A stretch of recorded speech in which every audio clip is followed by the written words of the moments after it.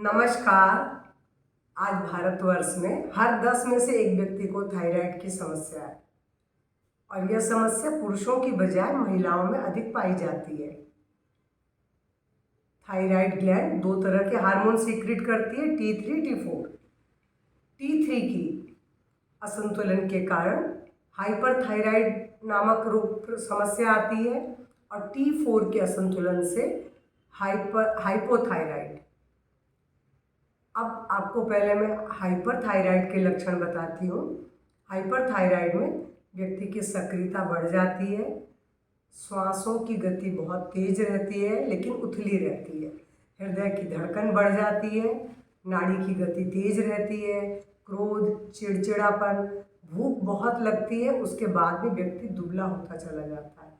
कई मरीजों की आंखें भी बाहर निकलने लगती हैं और इसके अलावा उनको बहुत पसीना आता है, गर्मी लगती है, बालों का झड़ना और मासिक धर्म अनियमित हो जाता है।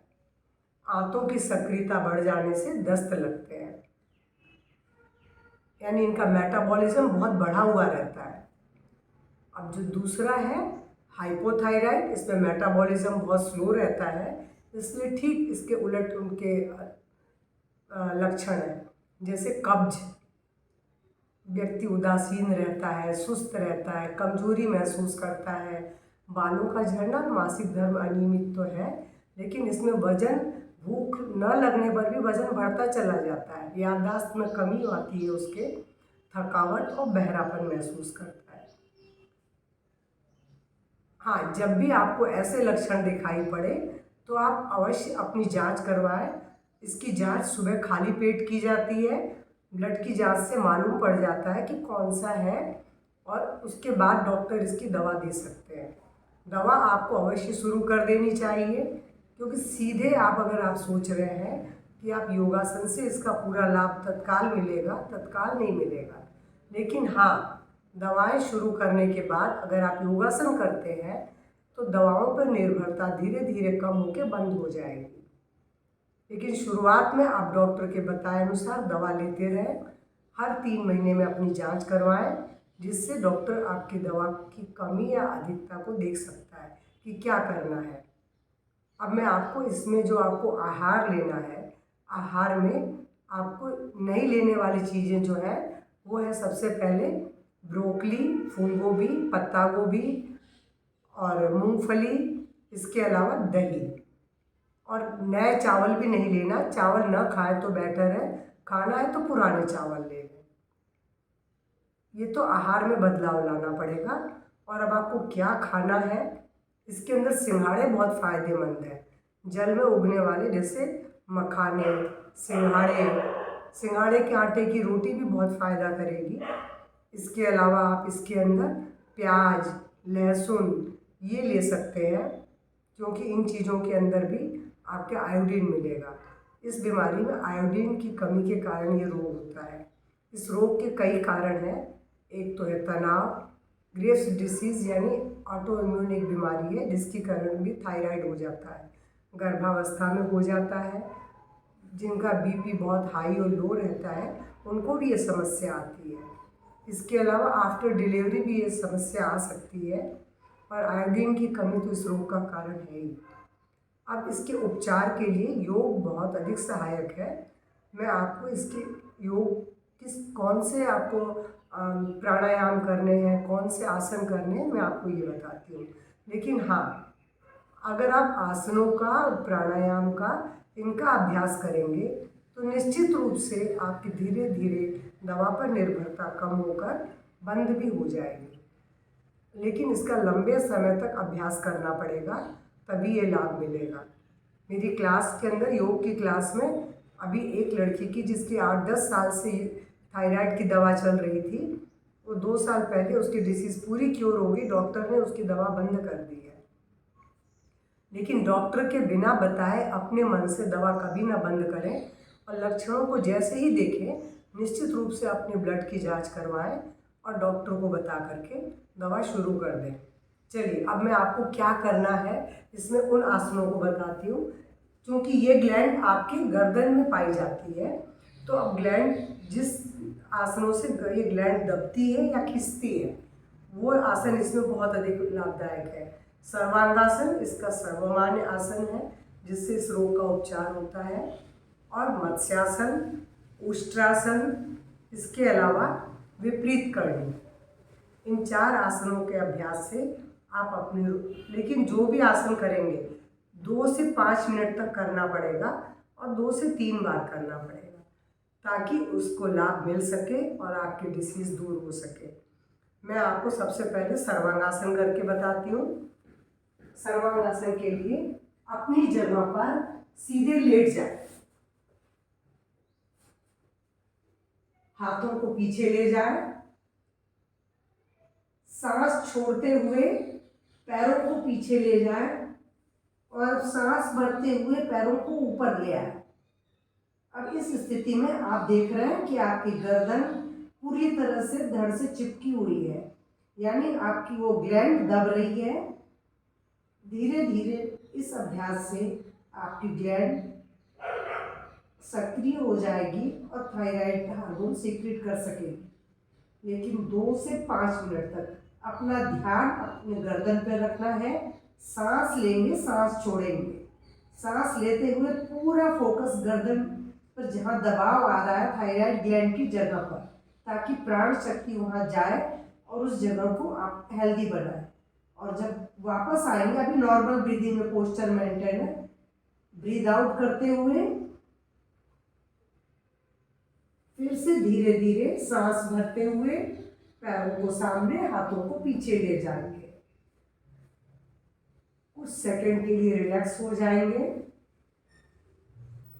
इसके बाद जो दूसरा आसन करना है वह है मत्स्यासन, जो इसके आसन के लाभ को तो बढ़ाएगा ही, ये भी आपके थायराइड ग्लैंड को हेल्दी रखता है।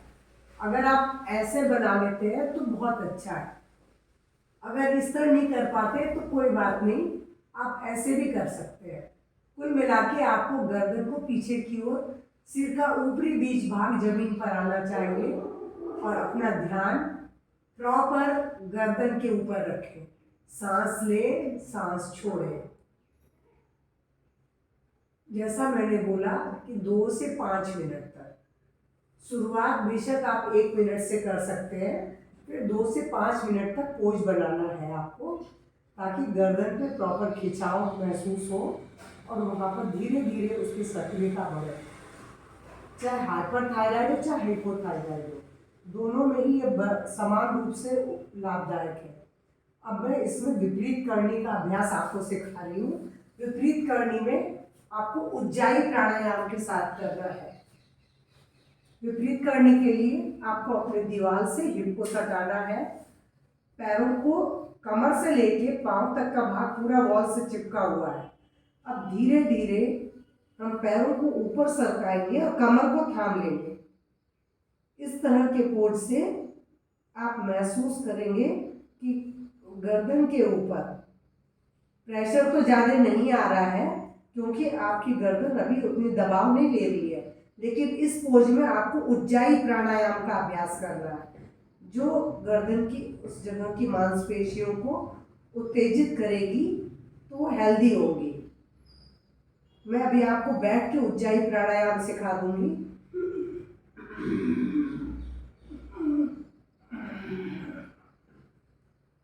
इस तरीके से इसका अभ्यास होता है। और जब नीचे आना है 1 से 2 मिनट के बाद धीरे से करवट बदले और सीधे हो जाए। ये तो मैंने अभी आपको 3 अभ्यास बताए हैं। एक मैंने बोला था उष्ट्रासन। उष्ट्रासन भी बहुत सरल है। घुटने के बल आ जाए और आने के बाद सांस भरते हुए पीछे, आंखें बंद,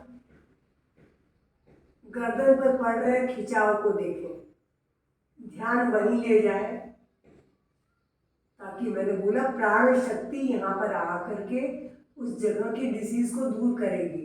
सांस भरे, सांस छोड़े।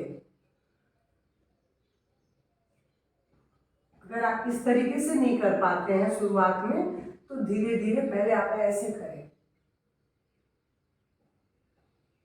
लेकिन जब भी आप पोज बनाएंगे तो आंख बंद रखनी है, आंख खोल के पोज नहीं बनाएंगे। ये तो मैंने आपको सिर्फ 4 आसन बताए हैं। जिनके अभ्यास से आप इस रोग को कंट्रोल कर सकते हैं और धीरे धीरे ठीक भी हो सकते हैं। लेकिन हाँ, इसके अंदर कुछ और भी अभ्यास हैं जो बहुत बहुत ज़्यादा लाभदायक है। एक तो नाड़ी शुद्धि यानी जिसे अनुलोम विलोम कहते हैं, लेकिन नाड़ी शुद्धि साउंड, इसकी जो ब्रेथ है साउंडलेस है, बिना आवाज़ के इसमें सांस लेते हैं और छोड़ते हैं। नाड़ी शुद्धि प्राणायाम मैं करके बताती हूँ। आप चाहे पद्मासन में बैठें चाहे वज्रासन में बैठें, पीठ सीधी रखें, आंखें बंद रखेंगे और ये आपकी ये मुद्रा बनानी है। इस मुद्रा से अंगूठे से नाक को बंद करेंगे। अभी आप ब्रीद इन, ब्रीद आउट।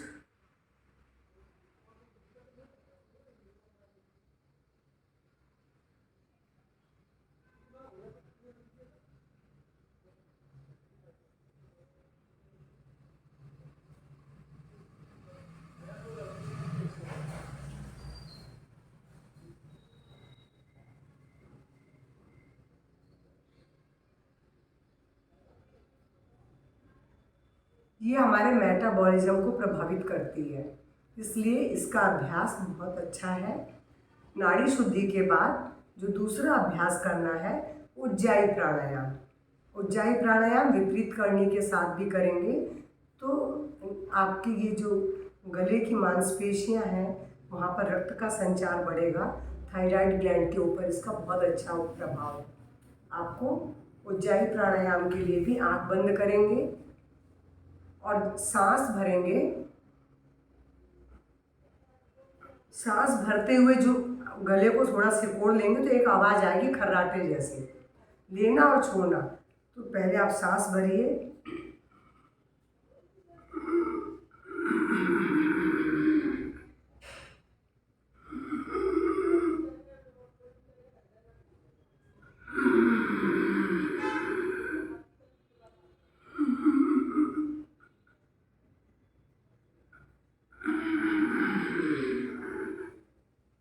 इसमें सांस भरने और छोड़ने की दोनों की आवाज़ आएगी। सांस भरिए, थोड़ा सा गर्दन को बैंड कीजिए, अंदर से उसको श्रिंक करिए और जब छोड़ेंगे कुछ सेकंड रोक के फिर छोड़िए। तो यहाँ पर मैंने बोला कि आपकी मांसपेशियों की सक्रियता बढ़ेगी, ब्लड रक्त संचार बढ़ेगा, जिससे आपकी ग्लैंड हेल्दी होगी।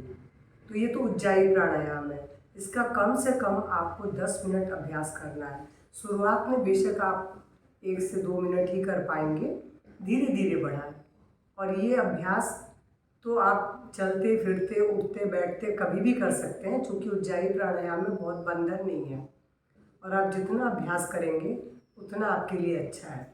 लेकिन हाँ, जब आप प्राणायाम में बैठ के कर रहे हैं तो आँख बंद करके पीठ सीधी करके ही करेंगे, पूरी अवेयरनेस के साथ करेंगे।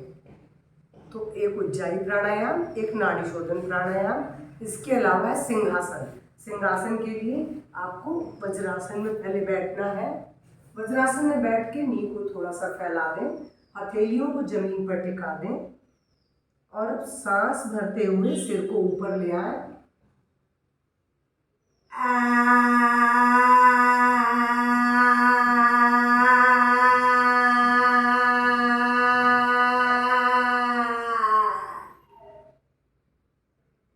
इसका अभ्यास 3 बार करना है।